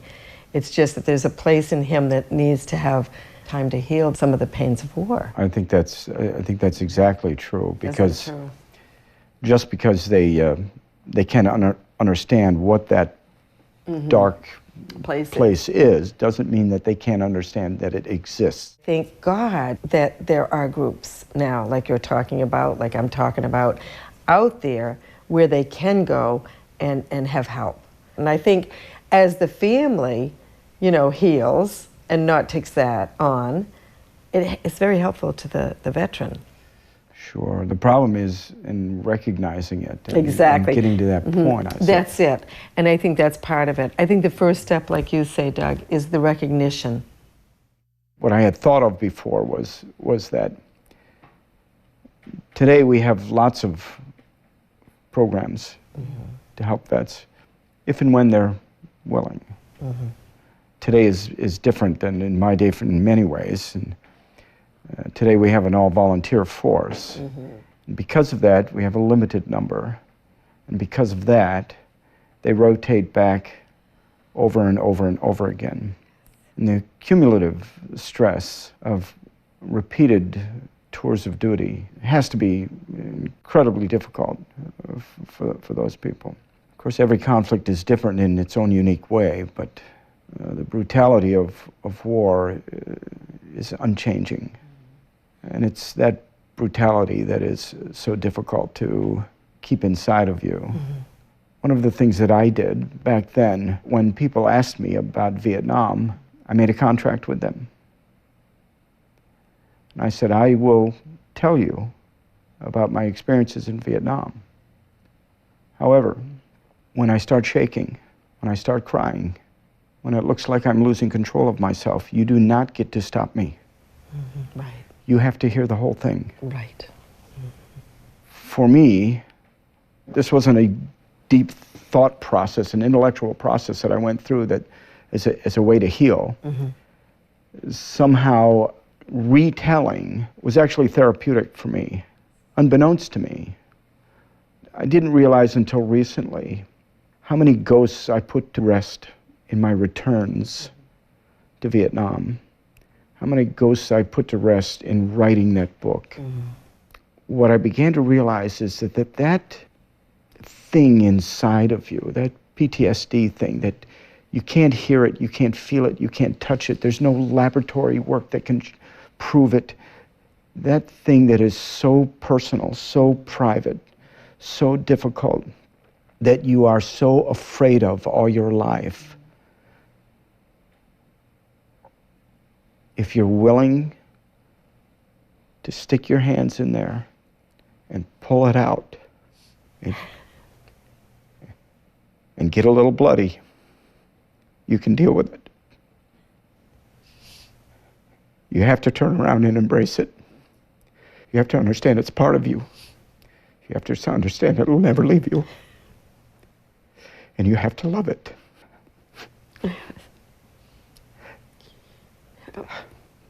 And I'm sorry. It's okay.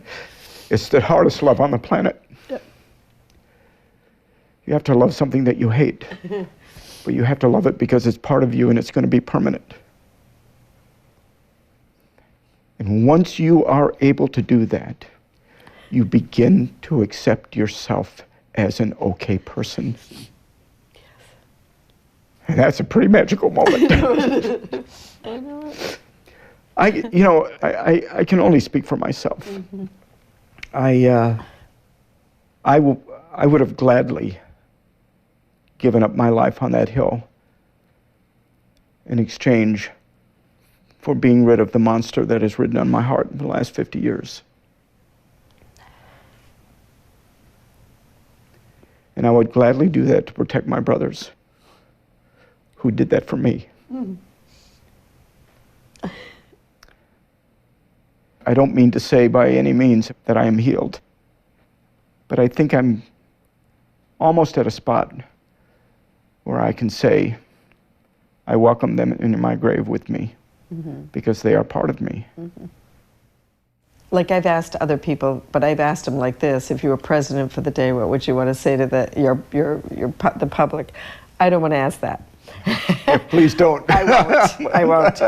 What I'm going to ask you is what would you like to say to the next generation that's coming up? What would be your message to give them? Wow. Wow. You know, I think that every generation thinks that their youth was the best. Growing up in the 50s was just unbelievable. I mean, we had the world, and the world was opening, and it was awesome. But I think every generation thinks that they have a great youth because it's their youth.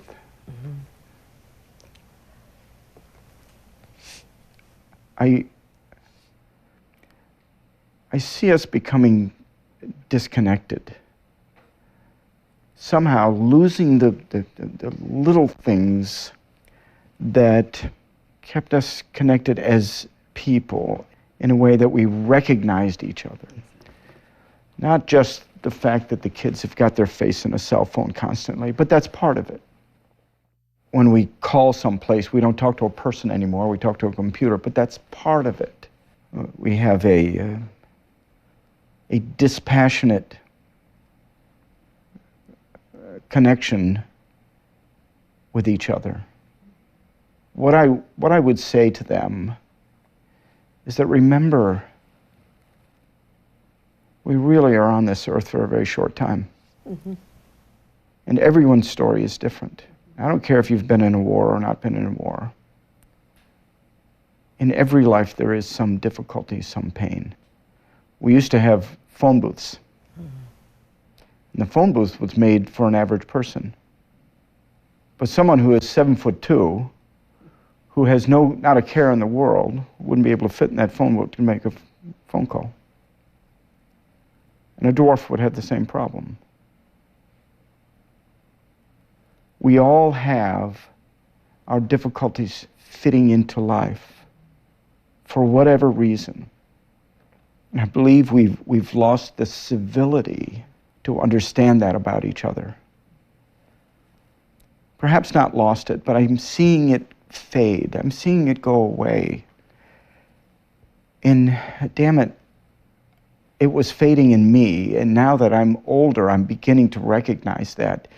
And I so desperately want to go back, and I want to reach out, and I want to say, don't lose that compassion for life. Don't lose that passion for humanity.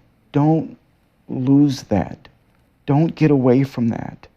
That is where we belong. That's our ground. We need to understand each other. Now, I don't have the naive hope that that would end war, but I do think that that would help us in just common social, civil stuff. I'm not smart enough to know what the best thing is. I can't give a piece of advice that would heal the world. Would that I could. But if I was just to say one thing to people, I would say don't lose your common civility. Yeah. Yes. Don't lose it. Those generations coming up, maybe the generations that are going to just change so many things, and that's my hope and that's my dream, that it will go in a direction that is going to be a healing direction. That's what I'm hoping for. I'm hoping that this generation gets healed and their generations heal quicker. 2 years after Johnny died and I was in the street, I didn't get the proper help I needed. That is another reason that I am so passionate about helping others get proper help, or getting better help than they might, better help than I got. What they did is they never asked me what was really wrong and how was I feeling. They just, plugged me full of medication. And they're doing that so much with soldiers now. And yes, maybe medication has its place in the beginning, but little by slowly they need to get rid of that, the medication, find other avenues to get to the root cause of the trauma. When you have trauma in your life, you hold on to all kinds of feelings. It's a protection, you hold it in. And later when it's safe, that's when you bring it out. And many people that I've talked with that have lived with veterans, and I did live with my veteran, I tell them, allow that veteran to go in the other room and just even scream in the pillow, but don't worry about it. He's getting it out, or she's getting it out. Allow the process of those emotions to flow. And so anyway, it's my hope and prayer that all kinds of different groups and meetings will be birthed out of this film, and I hope that these precepts will help them do that. We are people around the world who have been affected by war, mentally, physically, emotionally, and spiritually, and our lives in many ways have become disrupted. We believe in our own individual faith and that we could learn from others with an open mind, eliminating any parts of extremes that tells anyone to do harm to any man, woman, or child. And we have hope for all to be healed from these effects of war by praying in each other's faiths for peace, love, harmony, especially for forgiveness of ourselves and others. In this restoration of body, mind, and spirit, we gradually come to make a choice to surrender to a holy being of our own understanding, and we accept ourselves and others as they are. Through this process we grew and stood alongside of our brothers and sisters and helped them grow as well. As we came out of isolation and shared our experiences by writing and sharing our stories and listening to others share theirs, our mind, our body, and souls continued to heal. As we listened and shared, we sometimes identified with other people's stories, and as this happened, it brought up repressed feelings from our subconscious, and this gave us opportunity to work these denied feelings out and share them with other safe, trusted people. We found many healthy ways to heal: meetings online, web meetings, exercise, learning healthy eating habits, and outside help, such as therapy. We found safe ways to express our pain and pent-up feelings such as sadness, anger, and feelings we had buried inside us, feelings we couldn't express when we were going through a trauma. And primal therapy was a great way to emotionally release this pain. We are self-supporting by voluntary contributions. We have website anonymous meetings and go by first names only. As we continue to process these recovery precepts, we shared this with others who have been in war to gather understanding of PTSD, how it affects them and others. We continue to build our own spirituality, understanding that self-forgiveness and forgiveness of others is what we are all striving for. We continued our recovery physically, mentally, emotionally, and spiritually, and we share this with others, and we grow through these precepts each and every day of our lives. God inspired.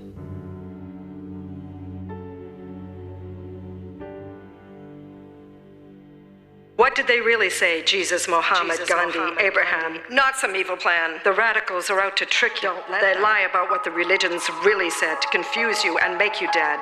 Did the holy men say to fight your brother, your sister, and steal from them too? Did they say to kill them? For what? For money? For oil? For land? Is this really God's plan, or the plan of the self-centered man? No more bloodshed, no more people dead. God really said, love your enemies, do good for those who persecute you. Just love. Just love.